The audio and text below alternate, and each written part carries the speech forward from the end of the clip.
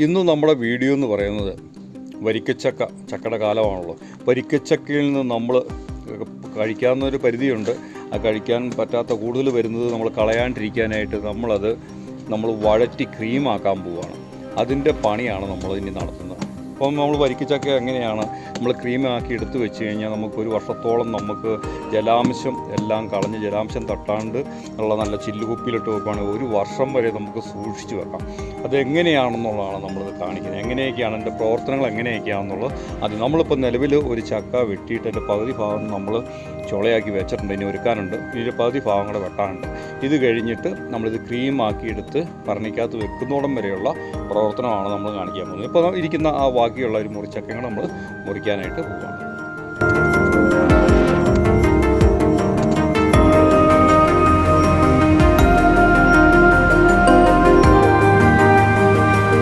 അപ്പോൾ നമ്മൾ വെട്ടിയൊക്കെ കൊണ്ടുവന്നുണ്ട്. ഇപ്പോൾ ഒരുക്കുവാണ്. ഇത് നമ്മൾ ഒരുക്കി നല്ല ചെറിയ പീസാക്കണം. നമ്മളിത് മിക്സിയിലിട്ട് അടിക്കത്തക്ക രീതിയിലാണ് നമ്മളിത് പീസാക്കുന്നത്. ഇത് ചെറിയ ചെറിയ കഷ്ണങ്ങളാക്കുകയാണെങ്കിൽ മിക്സിക്ക് അത്രയും കൂടെ ലോഡ് കുറഞ്ഞിരിക്കും. അതിന് വേണ്ടിയിട്ട് നമ്മളിത് ചെറുതാക്കിയതിന് ശേഷമാണ് നമ്മൾ മിക്സിയിലിട്ട് അടിക്കുന്നത്. അപ്പോൾ അതിന് വേണ്ടിയിട്ട് നമ്മൾ അതിൻ്റെ കുരുവും ചകണിയെല്ലാം മാറ്റുന്ന പ്രക്രിയയാണ് നടന്നുകൊണ്ടിരിക്കുന്നത്. ഇതേത് ആയിട്ടുണ്ട്. ഇനിയിപ്പോൾ നമുക്ക് മിക്സിയിലിട്ട് അടിച്ച് നമുക്ക് ഇത് നല്ല പേസ്റ്റ് പോലെ ആക്കണം. അതിന് ശേഷമാണ് ഇത് നമ്മൾ അടുത്ത ഘട്ടത്തിലേക്ക് കടക്കുന്നത്.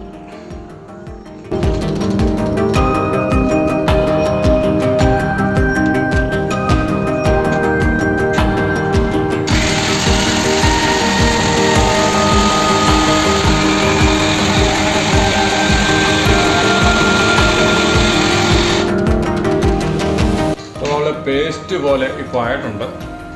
ഇത് നമ്മളിനി ഇതുപോലെ നല്ലപോലെ പേസ്റ്റ് പോലെ ആയിരിക്കുന്നുണ്ടോ. ഇത് നമ്മൾ അരിക്ക് പോലും ചെയ്യേണ്ടെന്ന് അരിക്കുന്നു. അരിക്ക് പോലും വേണ്ട. ഇതെല്ലാം നമ്മളിതുപോലെ അടിച്ചെടുക്കും. അതിന് ശേഷമാണ് നമ്മൾ അടുത്ത ഘട്ടത്തിലേക്ക് നമ്മൾ ക്രീമാക്കാനായിട്ട് അടുപ്പിലുള്ള പണികൾക്കായിട്ട് പോകുന്നത്.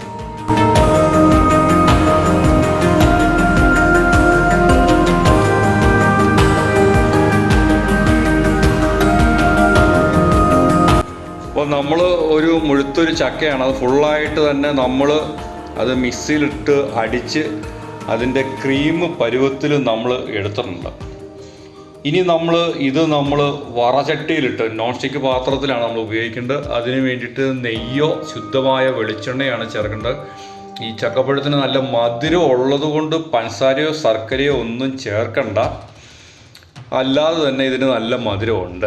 മധുരം വെച്ചാൽ കൂടുതൽ വേണമെന്നുള്ളവർക്ക് ശർക്കരയോ ഷുഗറിൻ്റെ പ്രശ്നമുള്ളവരാണെങ്കിൽ ശർക്കര ചേർക്കാം. അതില്ലാത്തവർക്കാണെങ്കിൽ പഞ്ചസാര ചേർക്കാം.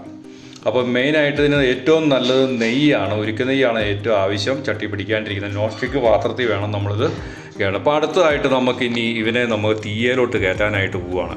അപ്പോൾ നമ്മൾ ക്രീം ഇതുണ്ട്. ഒരു ചക്കയ്ക്കുള്ള ക്രീം ഇത് കഴിഞ്ഞ് ഇത്രയും കൂടെ ആണ് നമുക്ക് കിട്ടിയിരിക്കുന്നത്. ഫുള്ളായിട്ടുള്ളൊരു ചക്കയുടെയാണ് ഇത്രയും കിട്ടിയിരിക്കുന്നത്. അപ്പോൾ നമ്മൾ നോൺ സ്റ്റിക്ക് പാത്രമാണ് ഇനി ഉപയോഗിക്കുന്നത്. നോൺ സ്റ്റിക്ക് പാത്രമൊക്കെ നമ്മൾ അടുപ്പത്തേക്ക് വെച്ചിട്ടുണ്ട്. ഇത് നമ്മൾ ചൂടായി വരുന്ന കൂട്ടത്തിൽ നമ്മൾ ഉരുക്ക് നെയ്യ് ഇതിനകത്ത് ഒഴിച്ച് പാത്രത്തിലൊന്ന് ചുറ്റിച്ചെടുക്കണം. പാത്രത്തിൽ പിടിക്കത്തില്ല എങ്കിലും ഒരു ഭംഗിക്ക് വേണ്ടിയിട്ട്, അല്ലെങ്കിൽ ഇതിനകത്തിരുന്ന് നമ്മൾ ക്രീമിന് പിടിക്കാണ്ടിരിക്കുന്നതിന് വേണ്ടിയിട്ട് നമ്മൾ ഇതുപോലെ ഉരുക്ക് നെയ്യ് നമ്മൾ ഇതിനകത്ത് ചേർക്കുക. ആദ്യമേ ഉരുക്ക് നെയ്യ് ഇട്ടതിന് ശേഷം അത് പാത്രത്തിൽ മൊത്തത്തിലൊന്ന് ചുറ്റിച്ചൊക്കെ എടുക്കുക. അതിന് ശേഷമാണ് നമ്മൾ മിക്സിയിലടിച്ച് വെച്ചിരിക്കുന്ന ചക്കയുടെ ക്രീം വരിക്കച്ചക്കയുടെ ക്രീം നമ്മൾ ചേർക്കാനായിട്ട് പോകുന്നത്. ഇതുപോലെ നമ്മളൊന്ന് ചുറ്റിച്ചെടുത്താൽ മതി. ചുറ്റും ഒന്ന് പിടിച്ച് കഴിഞ്ഞാൽ നമുക്ക് ഇളക്കിയെടുക്കാനും മറ്റുമൊക്കെ ഇച്ചിരി കൂടുതലായിട്ടുള്ള ഒരു അനുഭവം നമുക്ക് കിട്ടും. അതിന് വേണ്ടിയിട്ടാണ് നമ്മളിതിനെല്ലാം റെഡിയാക്കിക്കൊണ്ടിരിക്കുന്നത്.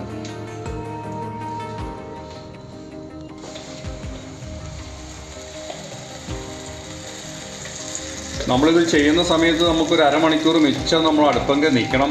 അതുകൂടാതെ നമ്മളിത് ഇളക്കിക്കൊണ്ടേ ഇരിക്കണം. ഇളക്കാണ്ട് ശകല സമയം പോലും ഇരിക്കരുത്. അങ്ങനെ ഇരുന്ന് കഴിഞ്ഞാൽ ഇത് കരിഞ്ഞു പിടിക്കും. അതിൻ്റെ ആ ഒരു വെന്ത് വരുന്നത്, അല്ലെങ്കിൽ ഇത് നല്ല ജാമായിട്ട് വരുന്നതിന് വ്യത്യാസം വരും. അത് നമ്മൾ തുടക്കത്തിൽ തന്നെ നമ്മൾ കൂടുതലായിട്ട് ഇളക്കിക്കൊണ്ടിരിക്കണം.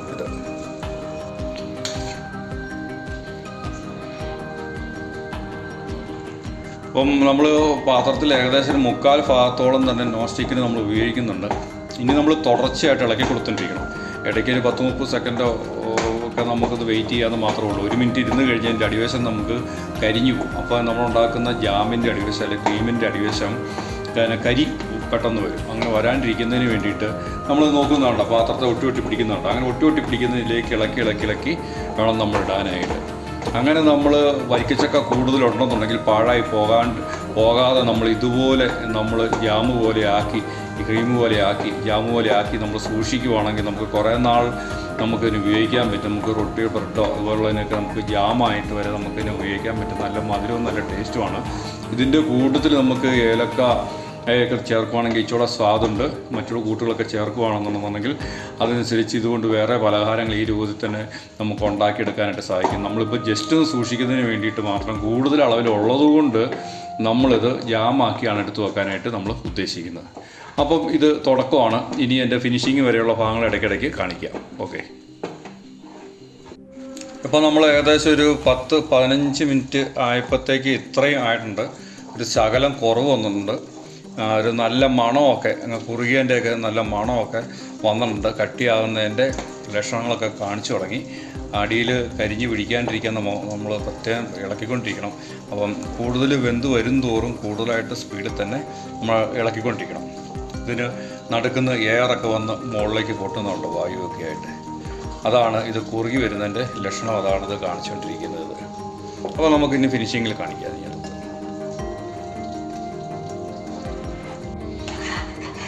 അപ്പോൾ നമ്മുടെ ഉദ്യമം വിജയിച്ചിരിക്കുവാണ്. ഇതുകൊണ്ടോ ഇത് ചട്ടിയിൽ ഇത് പിടിക്കാത്ത രീതിയിൽ വരും. ഫിനിഷിങ് ആയിക്കൊണ്ടത് വെള്ളമെല്ലാം പറ്റി. ഇപ്പോൾ ഒരു മുക്കാ ചട്ടി ഉണ്ടായിരുന്ന ഒരു ചട്ടി ഭാഗമായിട്ട് മാറിയിട്ടുണ്ട്. ഇപ്പം നല്ലൊരു മെഴുക് പോലെ നല്ല ഹാർഡായിട്ട് ഉണ്ടോ, നല്ല പരുവത്തിലായിട്ടുണ്ട്. നല്ല അലുവ പോലെ വേണമെങ്കിൽ അലുവ പോലെ ആക്കി നമുക്ക് എടുക്കാൻ പറ്റും. അതുകൊണ്ട് വേണമെങ്കിൽ അലുവ എന്ന് വേണമെങ്കിൽ പറയാം. അത്രത്തോളം വെള്ളമെല്ലാം പറ്റി ശരിക്കും അത് കുഴഞ്ഞ് ആക്കാം. ഇനി നമ്മൾ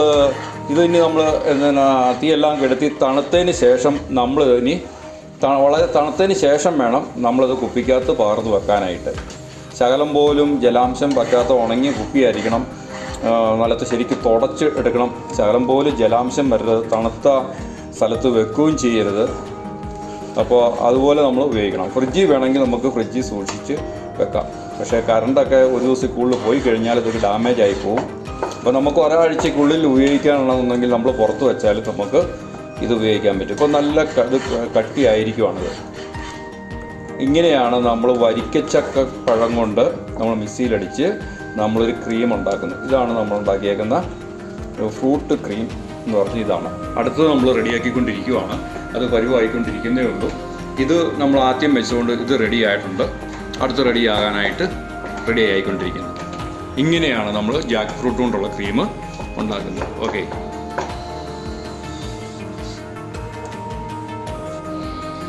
അപ്പോൾ നമ്മൾ ഇതുപോലെ കുപ്പി ഭരണി തന്നെ എടുക്കണം. വേറെ പ്ലാസ്റ്റിക് ഭരണിയൊന്നും പാടില്ല. കുപ്പി ഭരണി തന്നെ എടുക്കണം. നല്ല ഉണങ്ങിയതായിരിക്കണം. ശരിക്കും തുടച്ചെടുത്തതിന് ശേഷം ആ കുപ്പി ഭരണിക്കകത്തേക്ക് നമ്മൾ ഇതുപോലെ കോരി ഇതുപോലെ ഭംഗിയായിട്ട് അതിനകത്ത് വെച്ച് കഴിഞ്ഞാൽ നമുക്ക് ആവശ്യമുള്ള സമയത്തൊക്കെ നമുക്കെടുത്ത് ഇത് ഉപയോഗിക്കാൻ പറ്റും. അപ്പോൾ നമ്മൾ നിലവിൽ 2 നോൺ സ്റ്റിക്ക് പാത്രത്തിൽ നമ്മൾ പെട്ടെന്ന് എളുപ്പത്തിന് വേണ്ടിയിട്ടാണ്, ടൈം ലാഭിക്കാൻ വേണ്ടിയിട്ടാണ്. ഏകദേശം അരമണിക്കൂർ മുതൽ 1 മണിക്കൂർ വരെയൊക്കെ നമ്മൾ ഇതിന് വേണ്ടിയിട്ട് ഇളക്കി കൊടുക്കേണ്ടി വരും. അപ്പോൾ നമ്മളെല്ലാം റെഡിയാക്കി വെച്ചിരിക്കുവാണ്. അപ്പോൾ ശരിക്കും തണുത്തതിന് ശേഷം മാത്രമേ നമ്മൾ കോരി കുപ്പിക്കകത്തോട്ട് വെക്കാവുള്ളൂ. അല്ലെങ്കിൽ എന്നുണ്ടെങ്കിൽ അതിനകത്തിരുന്നത് വേർത്തിട്ട് വെള്ളം ഇറങ്ങും. അപ്പോൾ അതിൻ്റെ ആവിയും ചൂടും ഒക്കെ പോയതിന് ശേഷം മാത്രമേ നമ്മളിതുപോലെ ഫില്ല് ചെയ്യാവുള്ളൂ.